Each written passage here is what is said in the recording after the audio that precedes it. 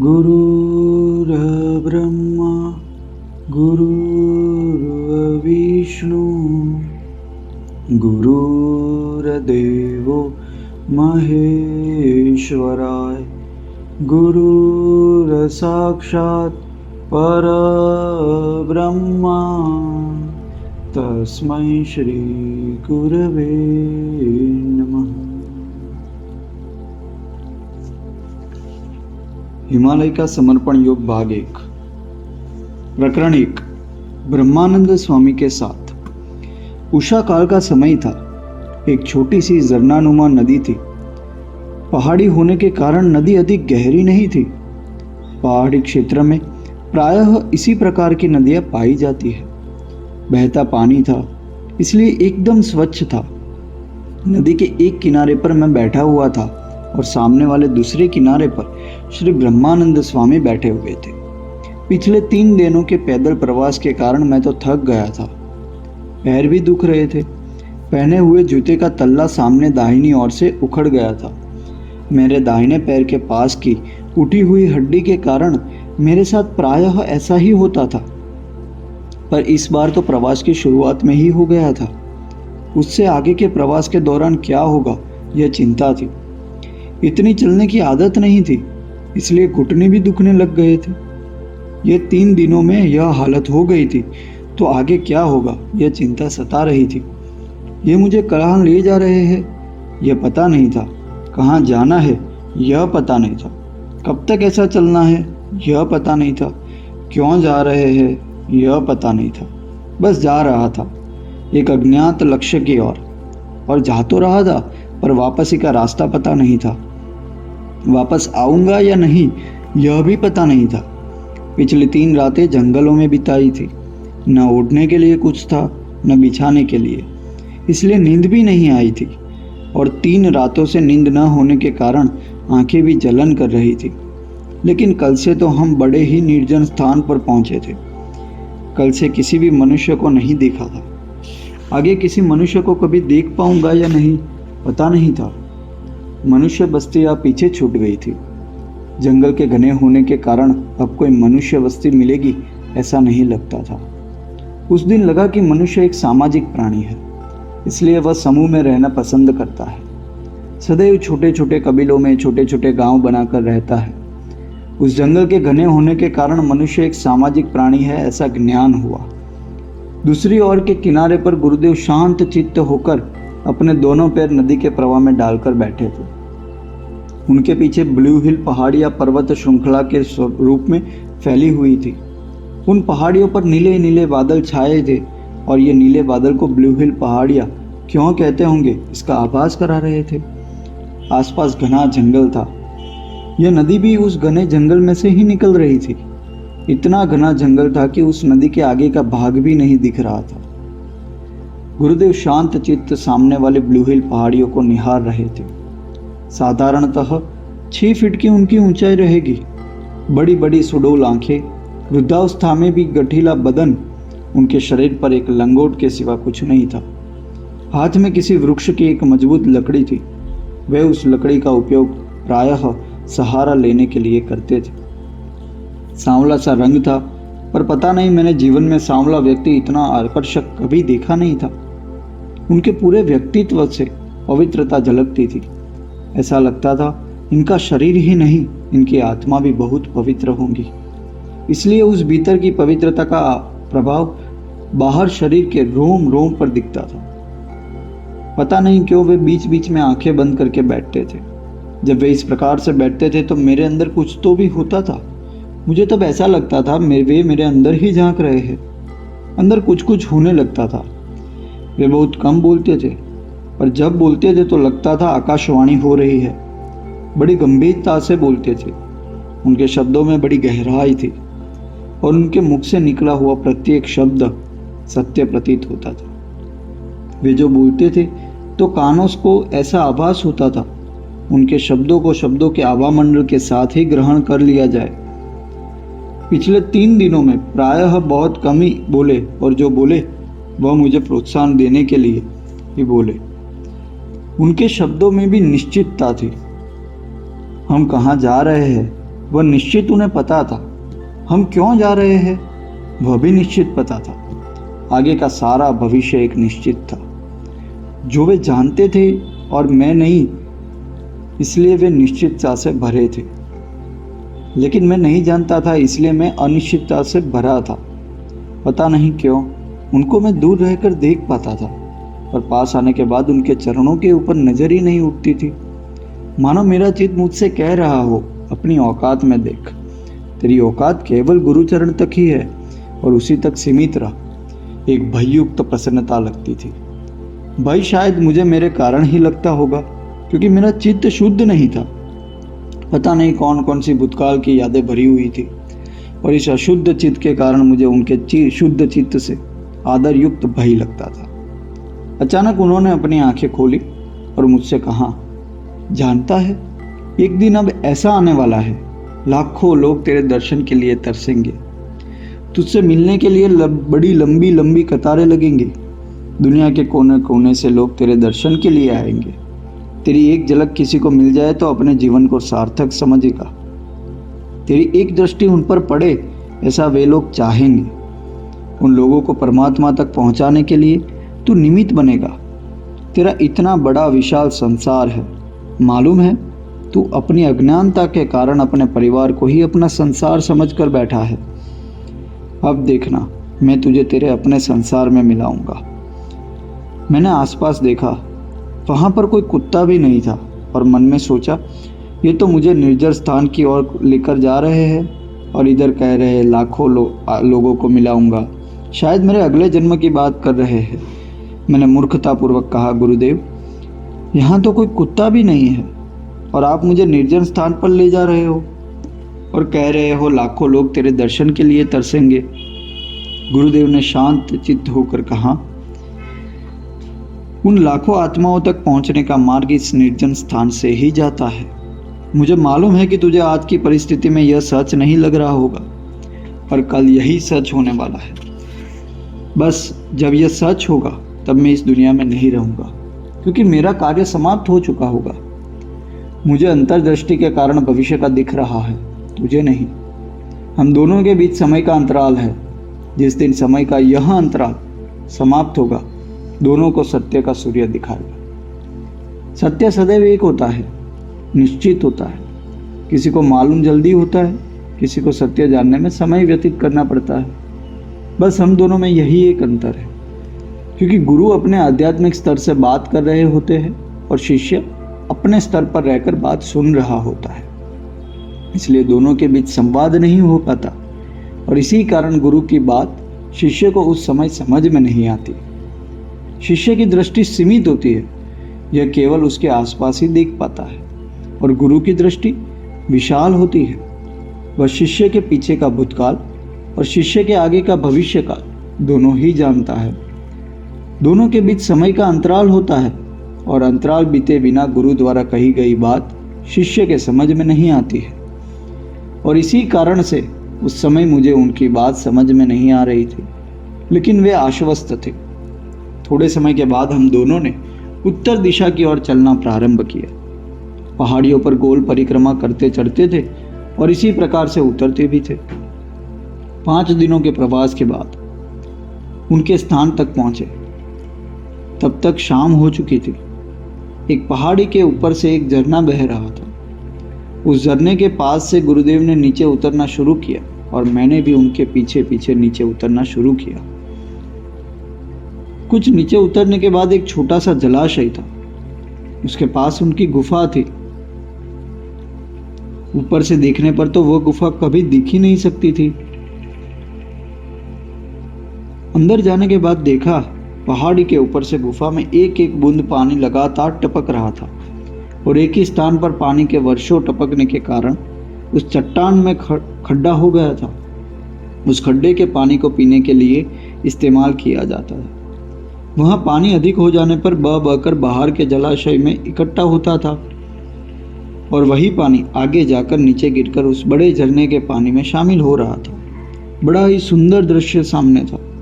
गुफा के बाहर जलाशय के पास बैठो तो रोज सुबह का उगता सूरज दिखाई जाता था। गुफा की दाहिनी ओर एक जलप्रपात था, जहां पर बहुत ऊपर से जब पानी नीचे गिरता था तो दूध जैसा सफेद जाग निर्मित होता था। गुरुदेव कुछ कंदमूल तोड़कर लाते थे, वे जो देते थे वह खाता था। पहले 8-10 दिन तो उन्होंने मुझे वहां की प्रकृति के साथ जुड़ना सिखाया। वे कहते, यह झरने का पानी बह रहा है, उसे देखो, गौर से देखो और देखते ही रहो। वह एक निश्चित व्यवस्था के अधीन बह रहा है। वह पहले कैसे गिरता था, बाद में कैसे गिरता है और बाद में किस क्रम में गिरता है, उसका एकाग्रता से अध्ययन करो। उसमें प्रकृति एक संदेश दे रही है, उसे समझो। उस पानी के प्रवाह में एक समान ताल है, उस ताल के ऊपर अपना चित्त रखो। उस झरने के बहने में एक सुर है, उसे पहचानो। उस संगीत को सुनो, उसके संदेश को सुनो और उस बहने वाले पानी के झरने की आवाज को अपने भीतर महसूस करो। तो तुम्हें गहराई में उतरने पर लगेगा वह झरना, वह पानी बाहर नहीं, तुम्हारे भीतर ही कहीं बह रहा है। उस आवाज का तुम्हारे मन के ऊपर क्या प्रभाव पड़ता है वह अनुभव करो। अब विचार करो, यह पानी का उद्गम कहाँ से हुआ होगा और यह पानी किस मार्ग से आया होगा और कौन कौन से जंगलों से आया होगा। अब यह पानी आगे किस किस मार्ग से जाएगा और उसका अंतिम लक्ष्य क्या है, तो जानोगे उसका ही नहीं, पानी की प्रत्येक बूंद का अंतिम लक्ष्य सागर ही है। प्रत्येक बूंद को अंततः सागर में जाकर ही मिलना है। अब धीरे धीरे उस पानी को तुमने पिया है, ये सोचो और उस पानी का स्वाद जानने का प्रयत्न करो और तुम देखोगे कि पानी को पिए बिना ही तुम्हें पानी का स्वाद मालूम पड़ रहा है। अब यह विचार करो कि तुम पानी में कूद गए हो और उस पानी के भीतर कूदकर तुम नहा रहे हो। अब पानी का स्पर्श और पानी का सानिध्य भी महसूस होने लगेगा। अब महसूस करो तुम्हें कैसा लग रहा है। पानी की अनुभूति को सिर पर अनुभव करो, गर्दन पर अनुभव करो, वक्षस्थल पर अनुभव करो, पेट पर अनुभव करो, पैरों पर अनुभव करो और महसूस करो पानी ऊपर से शरीर में घुसकर नीचे पैर के तुलवे तक निकला जा रहा है। इस प्रकार से काफी दिनों तक उन्होंने मेरा चित्त उस पानी के प्रवाह में रखा था और इन दिनों में मैंने महसूस किया मुझे विचार आने बंद हो गए हैं। मैं धीरे धीरे बाकी जगत को भूल गया और एक पानी का झरना ही मेरा संपूर्ण जगत हो गया है। यह झरना बह रहा था। रोज नए नए पानी के कणों के साथ चित्त की एकाग्रता होने से चित्त धीरे धीरे शुद्ध होता चला जा रहा था। या यूं कहे कि झरने के पानी के सानिध्य में चित्त डूल रहा था, दिन प्रतिदिन शुद्ध और शुद्ध हो रहा था। कुछ दिनों के बाद गुरुदेव जंगल में कंदमूल तोड़ने जाते थे, तो मुझे भी साथ लेकर जाते थे। अलग अलग वृक्षों के बारे में जानकारी देते थे, उस वृक्ष की विशेषताएं बनाते थे, उसके फल के बारे में बताते थे, उस वृक्ष के पत्ते के बारे में बताते थे, उन पत्तों के क्या गुण थे वे बताते थे। वे जो भी बताते थे वह सब कुछ समझ में नहीं आता था, लेकिन जब वे बताते थे तो ऐसा लगता था जीवन भर वे इसी प्रकार बोलते रहे और मैं जीवन भर इसी प्रकार से सुनता रहूं। उनके बोलने में एक रिदम थी, नाद था, जैसा कि मैंने उस झरने में अनुभव किया था। बस मन को भाता था। कभी कभी ऐसा लगता था कि वे जो बोल रहे हैं और जो बिना बोले कर रहे हैं वह अलग अलग है। ऐसा लगता था वे बातें करने के बहाने वृक्षों की जानकारी दे रहे थे, पर उसके बहाने मेरा चित्त सदैव अपने ऊपर रख रहे थे। वे क्या कर रहे थे यह निश्चित कुछ नहीं कह सकता, बस उनका सानिध्य मेरे मन को भा गया था। उनके साथ वृक्षों की जानकारी लेने के कारण मैं प्रकृति के ज्यादा निकट जा सका, प्रकृति को ज्यादा समझ सका। उन्होंने प्रकृति के चक्र का रहस्य बताया कि एक वृक्ष जड़ से ऊर्जा ग्रहण करता है, उसी ऊर्जा को अलग अलग बड़ी शाखाओं में पहुंचाता है। बड़ी शाखाएं उसी जीवन ऊर्जा शक्ति को छोटी शाखाओं को पहुंचाती है, छोटी शाखाएं उसी ऊर्जा शक्ति को बड़ी टहनियों में पहुंचाती है। वे बड़ी टहनियां उस प्राप्त ऊर्जा को छोटी टहनियों में पहुंचाने का कार्य करती है और ये छोटी टहनियां उस ऊर्जा शक्ति को प्राप्त कर एक नई कली को जन्म देती है। लगातार प्राप्त होने वाली जीवन शक्ति के कारण ही एक कली विकसित होती है। एक कली विकसित होकर एक फूल बन जाती है और उसी फूल के बाद फल विकसित होता है। एक और इस प्रकार फल के रूप में विकसित होकर बीज अपने उत्कर्ष की चरम सीमा तक पहुंचता है और दूसरी ओर फल को विकसित करने वाली छोटी छोटी टहनियाँ छोटे छोटे नए कोमल पत्तों को जन्म देती है। वे ही कोमल पत्ते लाल सुंदर रंग लिए होते हैं। यही पत्ते बड़े होते हैं, विकसित होते हैं, गहरे हरे रंग के हो जाते हैं। पत्ते कुछ समय पश्चात पीले होने लग जाते हैं। पीले होकर जब वे महसूस करते हैं कि वे अब किसी काम के नहीं रहे तो पत्ते स्वतः ही गिर जाते हैं। वे बेकार झाड़ पर बोझ बनना नहीं चाहते। वे जब तक वृक्ष को मदद कर सकते हैं तब तक ही वृक्ष पर बने रहते हैं। बाद में वृक्ष से गिरकर फिर वृक्ष की जड़ को अपने अस्तित्व समर्पित कर देते हैं और समर्पित किए गए अस्तित्व के कारण उनका रूपांतरण हो जाता है और वे खाद का कार्य करते हैं। यानी वृक्ष से अलग होकर भी अपनी अंतिम सांस तक वृक्ष की भलाई के लिए सोचते रहते हैं और वैसा करते भी है। वृक्ष का प्रत्येक भाग ऊर्जा को आगे बढ़ाने का कार्य करता है। कोई भी अपने को ऊर्जा प्राप्त को संग्रहित कर अपने तक सीमित नहीं रखता है। सदैव प्राप्त ऊर्जा को औरों को बांटने का कार्य करता है। ठीक इसी प्रकार एक साधक को भी केवल माध्यम बनकर कार्य करना चाहिए। परमात्मा रूपी झाड़ से जुड़े होने के कारण जीवन में जो भी ज्ञान मिला है वह ज्ञान अपनी संपूर्ण क्षमता से ग्रहण करना चाहिए और संपूर्ण ग्रहण कर औरों को बांटना चाहिए, क्योंकि जो कुछ ज्ञान मिला है वह बांटने के लिए ही है। ज्ञान सदैव बांटने के लिए होता है। ज्ञान बांटने में ही ज्ञान ग्रहण करने की सार्थकता है। ज्ञान बांटने के कारण सदैव हमारा चित्त दूसरे को देने की ओर होता है।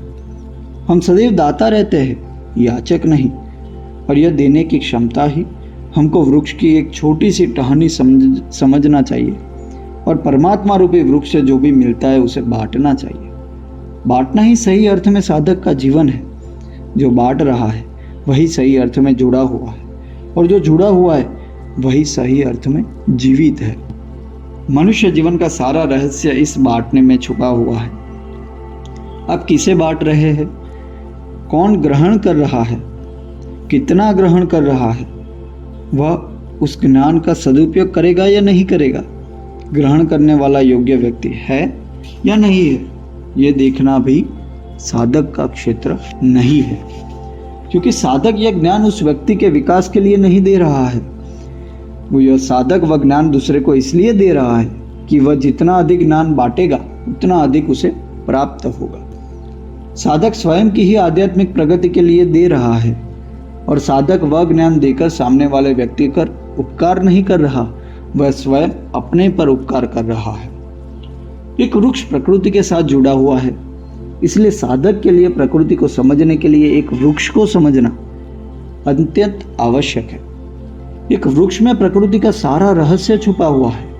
एक टहनी को अपनी ऊर्जा की एक सीमा तक आवश्यकता है और उस निश्चित सीमा के बाद उस ऊर्जा को बांटकर ही प्रसन्नता लगती है।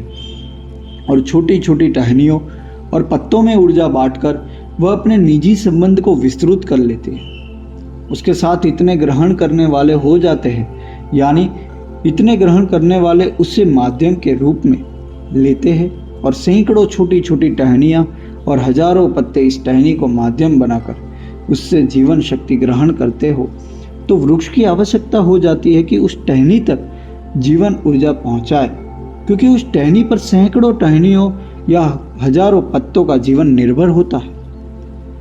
सदैव साधक को भी परमात्मा रूपी वृक्ष की वह टहनी बनना चाहिए जिस टहनी पर सैकड़ों छोटी छोटी टहनियाँ और हजारों पत्तों निर्भर है।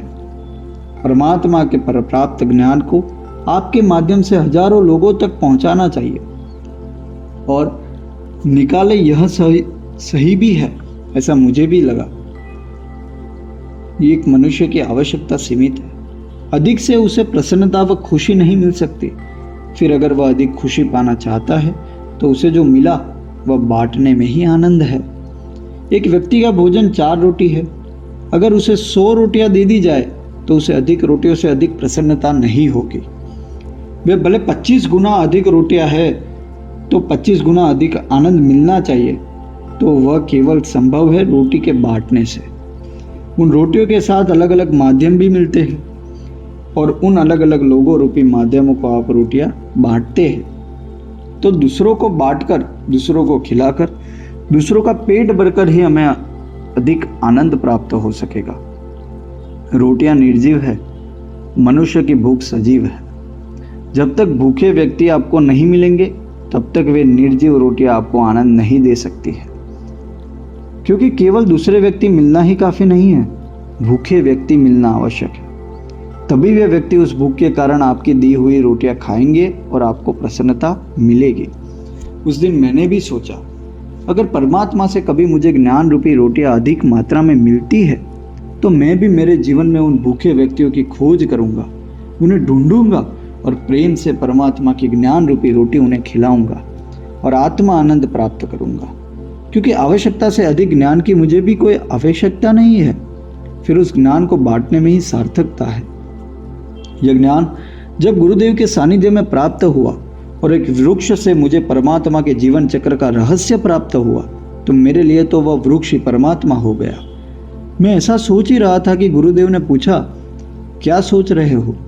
सोचो मत, इसे आत्मसात करो। यह कहकर उन्होंने एक पत्ते पर किसी वृक्ष का निकला हुआ गोंद मुझे खाने के लिए दिए और कहा, इसे खा जाओ। वह क्या था क्या मालूम, मैंने शीघ्र खा लिया। मैं तो उनके हाथ से जहर भी खाने के लिए राजी था, तो फिर दी हुई चीज क्या है यह जानना मेरे लिए कोई महत्वपूर्ण नहीं था।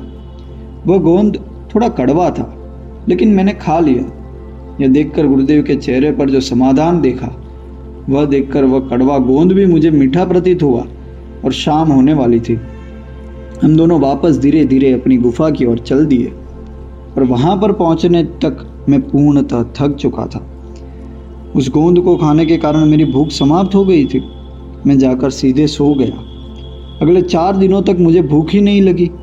उस गोंद को खाने के बाद भूख समाप्त हो गई थी। वे 4 दिन कैसे बीते कुछ याद नहीं, ऐसा लगा मानो एक पल ही बीता हो। रोज की दिनचर्या होती थी। सुबह उठकर जंगल में जाते थे, दिन भर जंगलों में घूमते थे और शाम के समय वापस आते थे। आसाम में इस प्रकार के कई घने जंगल हैं।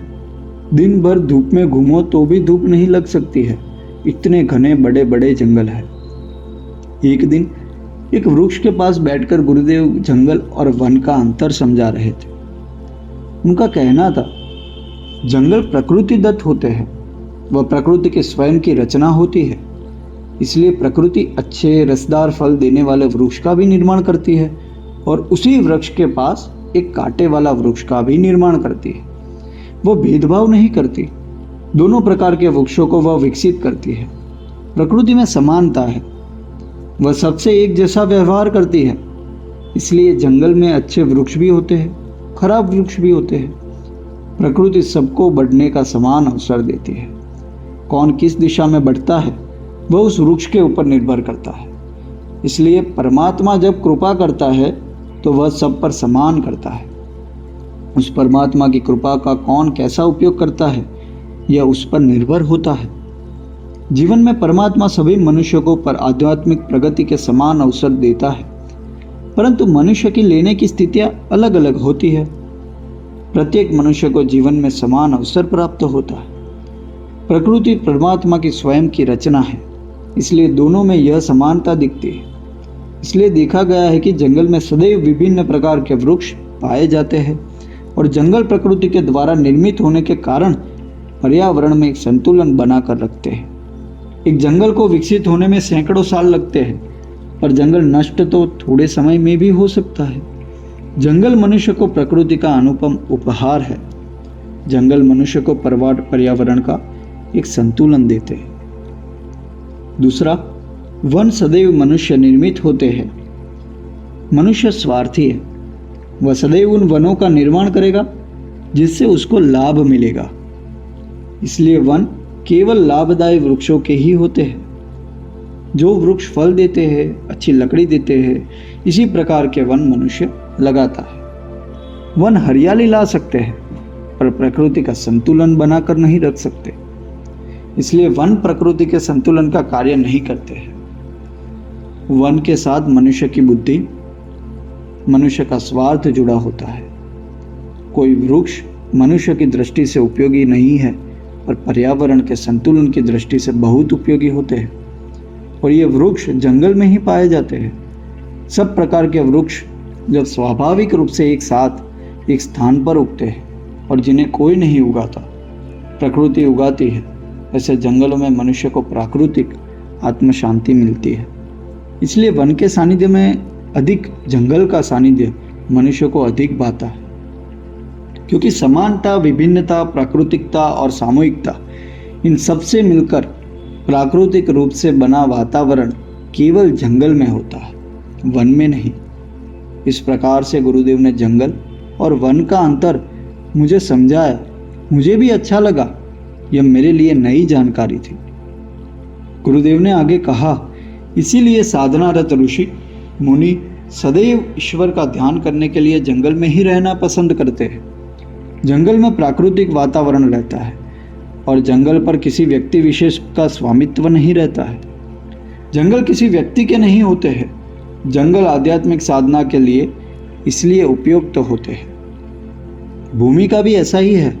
भूमि किसी के स्वामित्व में है, उस स्वामित्व के ऊपर निर्भर करता है कि भूमि फलदायी है या नहीं। एक बंजर जमीन भी अगर किसी संत के स्वामित्व में आती है तो वही जमीन उपजाऊ बन जाती है। लोगों का स्वामित्व जमीन की उर्वरा शक्ति समाप्त कर रहा है, क्योंकि स्वामी की ग्रहण करने की क्षमता नहीं है तो वह भूमि स्वामी अपनी भूमि से भी ग्रहण नहीं कर सकता, और जब भूमि स्वामी ग्रहण नहीं करता है तो भूमि स्वयं तो कुछ दे नहीं सकती जब तक अतिरिक्त ग्रहण करने वाला न हो। इसलिए साधक को ध्यान साधना करते समय स्थान का सदैव ध्यान रखना चाहिए। सभी स्थान ध्यान करने के योग्य नहीं होते। कई स्थान पर बैठकर किया गया ध्यान साधक के लिए हानिकारक सिद्ध हो सकता है। बुरे कर्म मनुष्य अपने स्वार्थ के लिए करता है, पर बुरे कर्म के कारण वह मनुष्य तो बुरा नहीं बनता है, वह उस स्थान को भी बुरा कर देता है। इस स्थान पर बैठकर उसने वह बुरा कार्य किया है। एक व्यक्ति अपने स्वार्थ के लिए एक स्थान पर बैठकर बुरा कार्य करता है तो उस निश्चित स्थान पर उस बुरे कार्य का प्रभाव बन जाता है, और ठीक उसी स्थान के ऊपर आकाश में उस खराब कार्य का आभामंडल तैयार हो जाता है। जब कोई अच्छा व्यक्ति भी उस स्थान पर पहुंचता है तो स्थान का खराब प्रभाव और उसी स्थान के खराब आभामंडल से वह अच्छा व्यक्ति भी आहत होता है। इसलिए सभी स्थान ध्यान करने योग्य नहीं होते। एक बार एक राजा ने अपने पड़ोसी राज्य के ऊपर आक्रमण कर दिया और उस पड़ोसी राज्य की सेना को पराजित कर दिया, और उसके बाद पड़ोसी राज्य की राजधानी पर हमला कर कहा कि सब निहत थे, गांव के लोगों को भी मार डाला। कुछ समय बाद वह राजा भी स्वयं मर गया, लेकिन जिस स्थान पर उसने निरपराध लोगों की हत्याएं की थी उस स्थान पर वह दुष्ट प्रभाव निर्मित हो गया, और ठीक उस स्थान पर उसका आभामंडल भी निर्मित हो गया। आज सैकड़ों साल होने के बाद भी उस स्थान पर आज निरपराध लोगों की मृत्यु होती है। कभी दुर्घटना होती है, कभी आग लगती है, कभी भूकंप होते हैं, कभी बाढ़ आती है, यानी कारण अलग अलग है, पर आज भी वहाँ निरपराध लोगों की मृत्यु होती रहती है। इसलिए ध्यान किसी भी स्थान पर बैठकर नहीं करना चाहिए। इसलिए सदैव सद्गुरु के सानिध्य में ध्यान साधना सर्वश्रेष्ठ होती है, क्योंकि सद्गुरु के प्रभाव के कारण वह स्थान पवित्र, शुद्ध एवं अधिक ग्रहण करने की क्षमता वाला हो जाता है, और ऐसे स्थान पर बैठकर ध्यान साधना करना सदैव अत्यंत उपयोगी सिद्ध होता है। मैं इस स्थान के साथ इसलिए रह रहा हूँ क्योंकि यहाँ पर मेरे गुरुवर का स्थान था और उन्होंने इस स्थान पर ध्यान साधना करके इस स्थान को पवित्र कर दिया था। इस स्थान पर सदैव उनके आभामंडल का प्रभाव रहता है। यहाँ पर मैं ही नहीं, ये पशु पक्षी भी उस आभामंडल का आनंद लेते हैं। इसलिए यह स्थान पर आसपास के जंगल से अधिक पशु पक्षी विद्यमान रहते हैं। अच्छे आभामंडल का प्रभाव सभी प्रकार के पशु पक्षियों को आकर्षित करता है। यही कारण है कि जिस स्थान पर सुरक्षितता अनुभव होती है, पक्षी उसी स्थान पर अपने घोंसले बनाते हैं। अच्छे आभामंडल के प्रभाव में प्राणी को सुरक्षितता अनुभव होती है और प्राणी को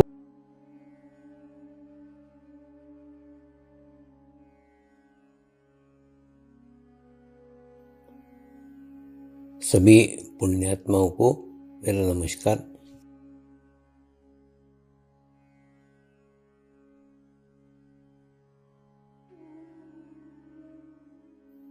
गुरुर्ब्रह्मा गुरुर्विष्णु गुरुर्देवो महेश्वरा, गुरु साक्षात परब्रह्म तस्मै श्री गुरुवे नमः।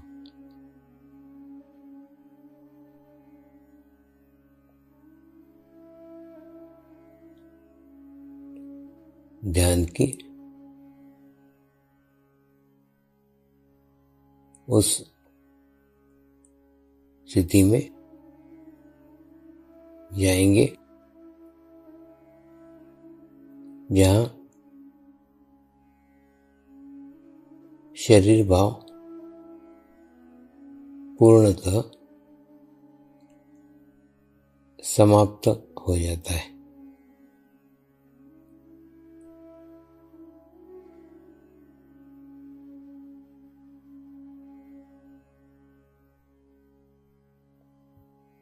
अपने पूरे शरीर को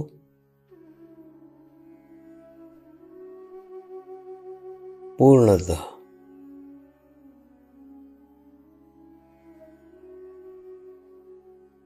शिथिल छोड़ देंगे, एकदम रिलैक्स हो जाइए।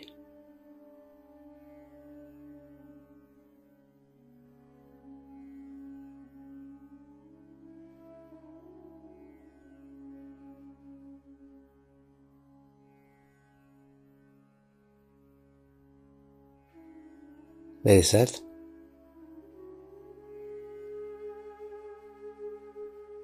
मंत्र का उच्चारण करेंगे।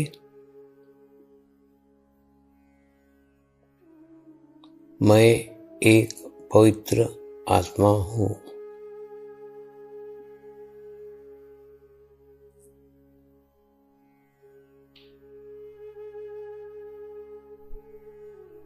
मैं एक शुद्ध आत्मा हूँ।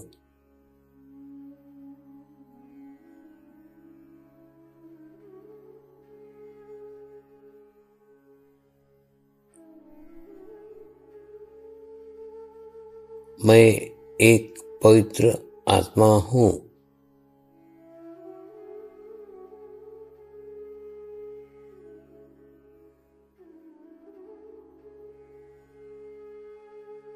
मैं एक शुद्ध आत्मा हूँ।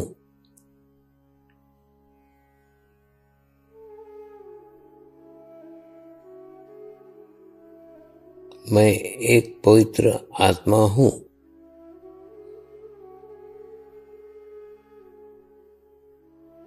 मैं एक शुद्ध आत्मा हूँ।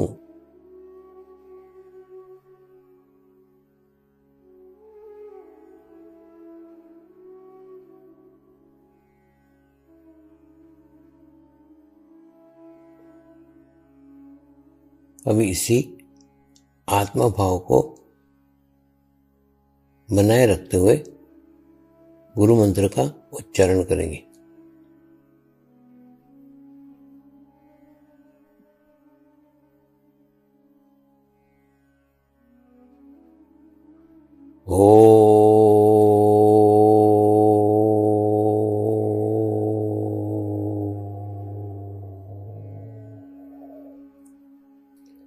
श्री शिवकृपानंद स्वामी नमो नमः।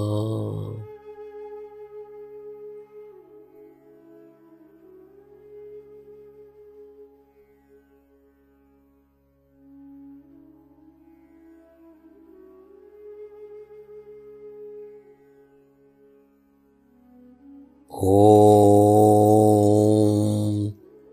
श्री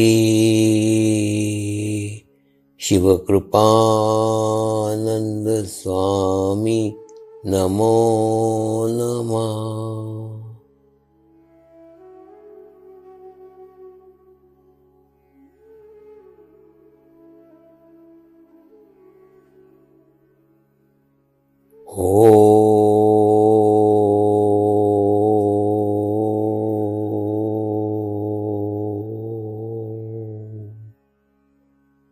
श्री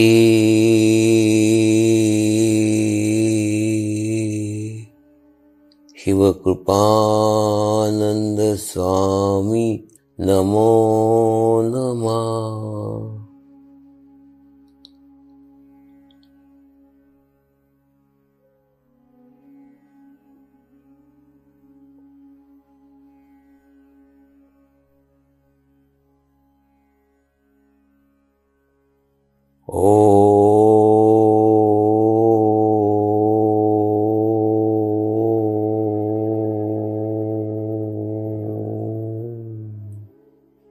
श्री शिवकृपानंद स्वामी नमो नमः।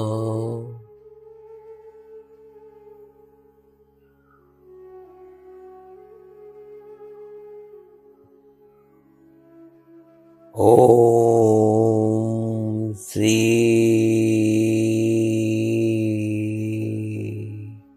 शिवकृपानंद स्वामी नमो नमः।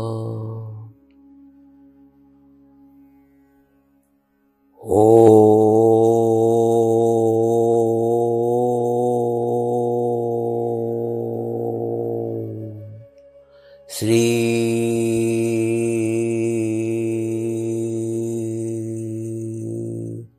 शिवकृपानंद स्वामी नमो नमः।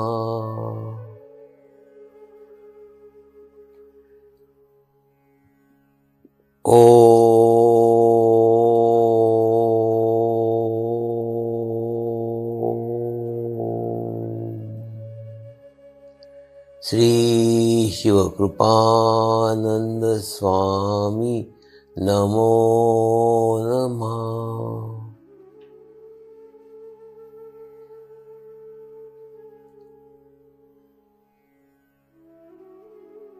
ओम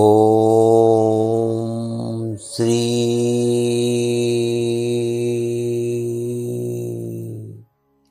शिवकृपानंद स्वामी नमो नमः।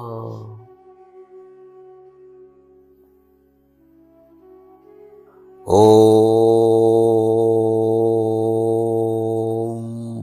श्री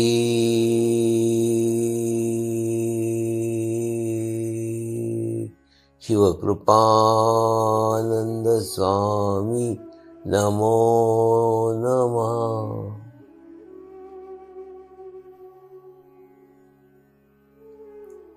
अब आप अपना चित्त सहस्त्रार पर रख के थोड़ी देर के लिए ध्यान में जाएंगे।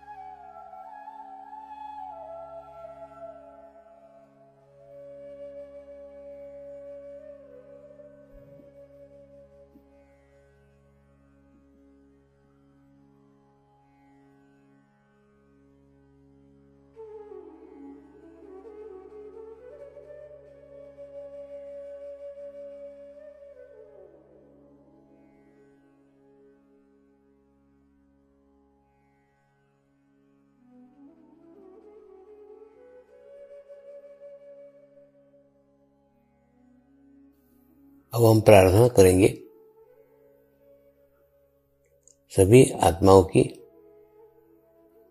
आत्म उन्नति हो, आध्यात्मिक प्रगति हो। यही हमारी प्रभु से प्रार्थना है। नमस्कार। जय आत्मेश्वर।